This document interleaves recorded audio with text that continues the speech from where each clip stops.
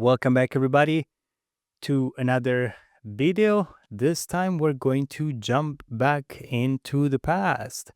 We're going to explore a mystery from the 20th century from Russia. The fate of Anastasia Romanov, the youngest daughter of Tsar Nicholas II. This remains one of history's most enduring mysteries. In 1918, the Romanov family was brutally executed by the Bolsheviks. Yet, whispers persisted that Anastasia, just 17 at the time, miraculously survived. Her alleged escape sparked decades of speculation, fueled by impostors, conflicting accounts, and a lack of definitive evidence about her death. The enigma of Anastasia, whether she truly perished with her family or somehow defied the odds, has captivated imaginations, inspiring books, films, and endless debate. Was she a victim of the Russian Revolution's violence, or did she slip away into anonymity? The truth remains elusive, shrouded in the chaos of a fallen empire. In the early morning hours of July 17, 1918, in a dimly lit basement in Yekaterinburg, Russia, the Romanov dynasty came to a brutal and tragic end. Tsar Nicholas II, his wife Alexandra, and their 5 children, Olga, Tatiana, Maria, Anastasia, and Alexei, and 4 loyal attendants were executed by Bolshevik forces. It was the final act in a revolution that had shaken the foundations of Imperial Russia and changed the course of history. Yet, out of this horror emerged one of the greatest mysteries of the 20th century, the enduring enigma of Anastasia, the youngest Grand Duchess, who at just 17 was rumored to have been maybe miraculously survived, fueling decades of speculation, impostors, and global fascination. Nicholas II had ruled Russia for over 2 decades. He was a man of deeply religious convictions and personal integrity, but politically he was out of touch. He clung stubbornly to the ideal of absolute monarchy at a time when much of Europe was embracing a parliamentary government. His missteps, especially during the disastrous Russo-Japanese War of 1904 and 1905, and the slaughter of World War I, led to military catastrophe and immense suffering among his people. His wife, Alexandra, was equally devout but deeply unpopular. Her German heritage fueled suspicion during wartime, and her devotion to a strange Siberian mystic, Grigory Rasputin, scandalized both the nobility and the public. Rasputin was no ordinary figure. He was a particular character. Born in a remote Siberian village, he was a peasant who styled himself a wandering holy man. Charismatic, magnetic, and unsettling, he possessed a hypnotic presence that could both comfort and be unnerving at the same time. He drank heavily, bragged of his spiritual gifts, and was accused of seducing women, even as he gained followers who believed in his powers. His bond with the Romanovs came through their younger heir, Alexei, who suffered from hemophilia. In a time when medical science offered little hope, Rasputin seemed to succeed where doctors failed. When Alexei bled uncontrollably, Rasputin calmed him down, sometimes through prayers, sometimes through what looked like a hypnosis, and the boy would recover. To Alexandra, this was a miracle. She became convinced Rasputin had been sent by God to protect her son, and she shielded him fiercely from his many critics. But to the Russian people, Rasputin's influence was a symbol of rot at the heart of the monarchy. How could a drunken peasant dictate policy and enjoy the confidence of the Tsarina?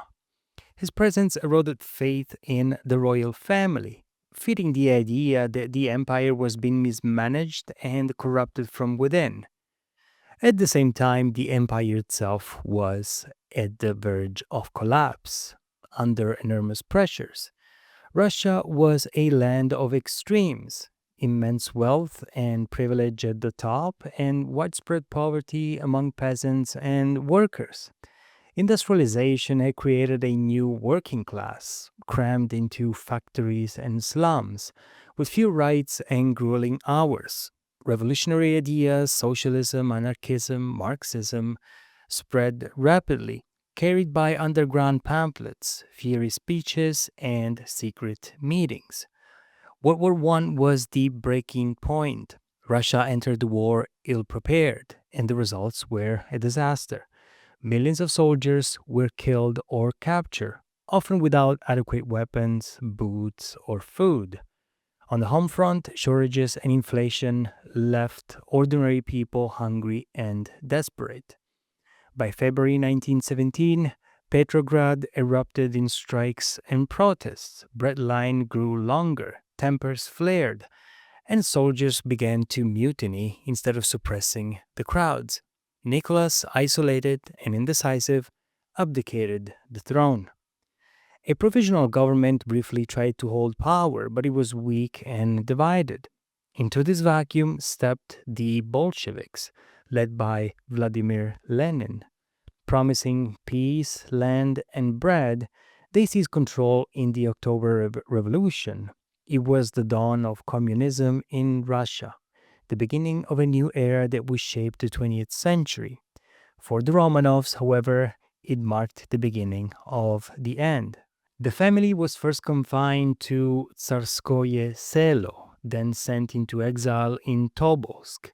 At first, their conditions were tolerable. They lived quietly, reading, writing, and supporting each other. But as the Russian Civil War raged between the Bolsheviks and the anti-communist White Army, the danger grew. By spring of 1918, they were moved once more, this time to Yekaterinburg, and placed in the Ipatiev house, a grim building with boarded up windows and armed guards at every door. Here, the Romanovs lived in cramped rooms, under constant surveillance.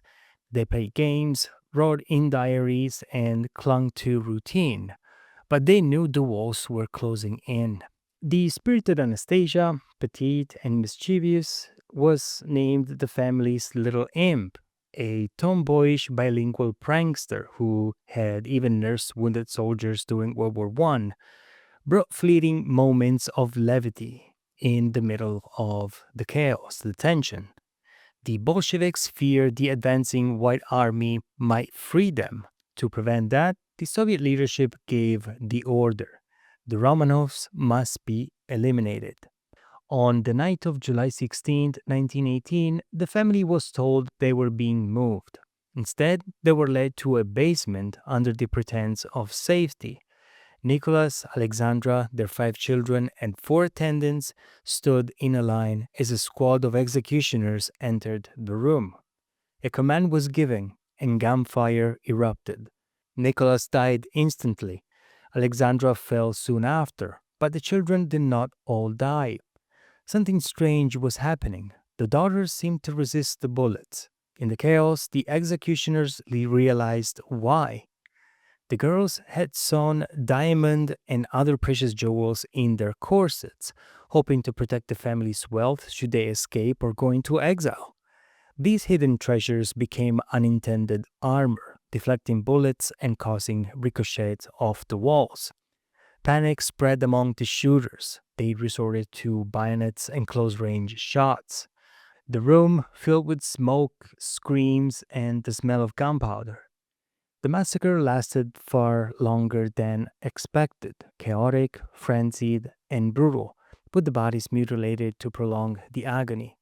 It was a scene of unimaginable horror, far from the swift execution the Bolsheviks had intended. When it was done, the bodies were loaded onto a truck, taken to the Koptiaki forest, where they were stripped, mutilated further with grenades and acid to prevent identification, partially burned, and hastily buried in 2 separate sites to conceal the crime amid the Civil War's turmoil. To cover their tracks, the killers disguised the sites. For decades, the fate of the Romanovs remained shrouded in secrecy, with Soviet announcements claiming only the Tsar had been killed, omitting the family and igniting whispers of survivors. Rumors spread quickly across Europe, especially among Russian emigre communities, desperate for hope amid the revolution's chaos. Some claimed one or more of the children had escaped, perhaps aided by sympathetic guards or shielded by their jeweled corsets. Anastasia, the youngest and most enigmatic daughter, became the focal point of the legend. Stories circulated of her fleeing through the woods, bullets glancing harmlessly off her diamonds.